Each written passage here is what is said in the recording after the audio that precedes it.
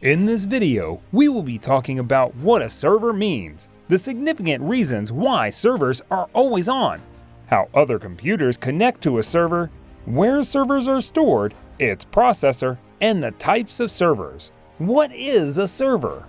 A server is a computer program or device that provides different services to another computing device and its user. These users are also known as clients. The server program's physical computer is also frequently referred to as a server. In other words, a server is a centralized machine which multiple users connect to. It may be through a local area network or specifically through the internet.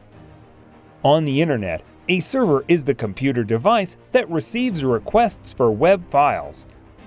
After receiving these requests, it sends those files to the client. Users always connect to a server for different purposes. For example, connecting to a server could be to access data or email, retrieve a website, and so on. However, a server is dedicated to handling only a service. This means that one server can be dedicated to a website, one for email, and one for data storage. It goes on and on like that. This particular model is what most larger institutions utilize.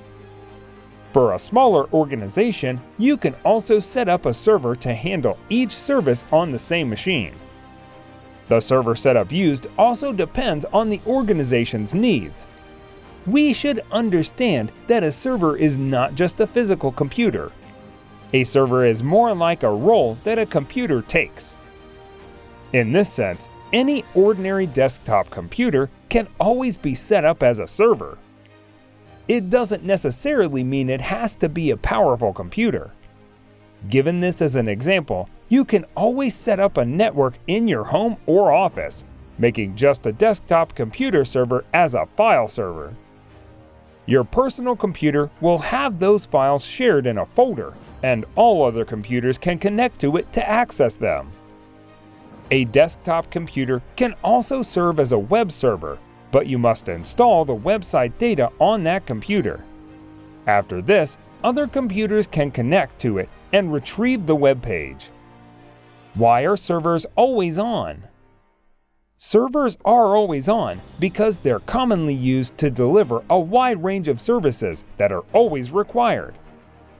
These servers must be up and running because they are an integral part of any organization. If these servers go off, there will be a failure of how things are run in the organization, which could cause the company and network users many problems. That's why servers are always on to alleviate these issues, and the reliability of these servers needs to be more reliable. This is why servers need to be built with robust hardware that can run non-stop without downtime.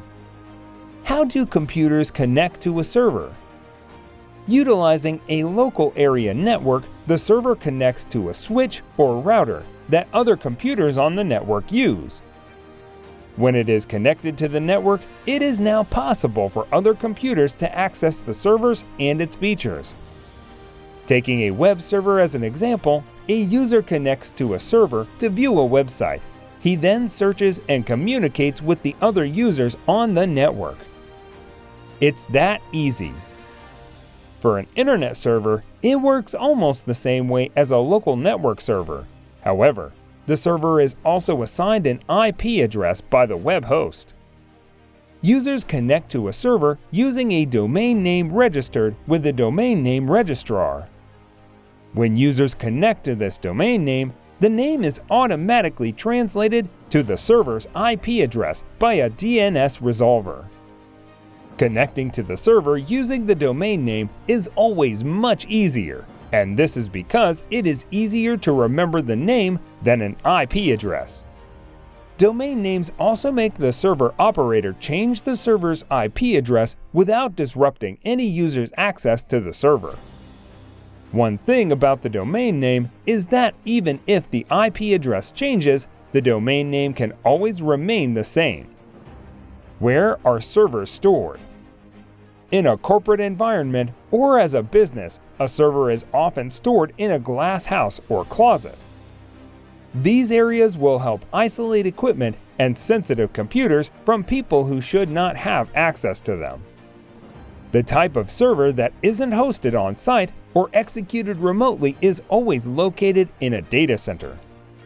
With these types of servers, the hardware is managed by another company and configured remotely. Its processor. A desktop uses a processor for desktops, such as the Intel Core Series processor. Also, a server uses a processor designed for servers, such as the Intel Xenon processor. It is expected for a server processor to be faster, and it should also be able to perform a lot of tasks simultaneously. Both of the processors are powerful, but there are some differences. Xeon processors support a multi-process environment and are designed to work with other processors. However, desktop processors do not support this, as they are only designed to work by themselves and not with other processors. Types of servers. A web server. This is different from just a local server. It is what hosts a website. If you visit a website with your web browser, you are automatically connected to that web server. The web server contains all of the website's data, which includes the HTML code and graphics. Email server. An email server is what facilitates the sending and receiving of email. This server makes you quickly assess the email using your web browser or through an email client such as Thunderbird or Outlook. It utilizes several email protocols including IMAP, POP, and SMTP. Database server. This type of server always stores information on the back end, which now gets retrieved from computers on the front end. In other words, high-powered computers store or manage the data stored on a server for a network of users and devices. Thanks again for watching. See you in the next video.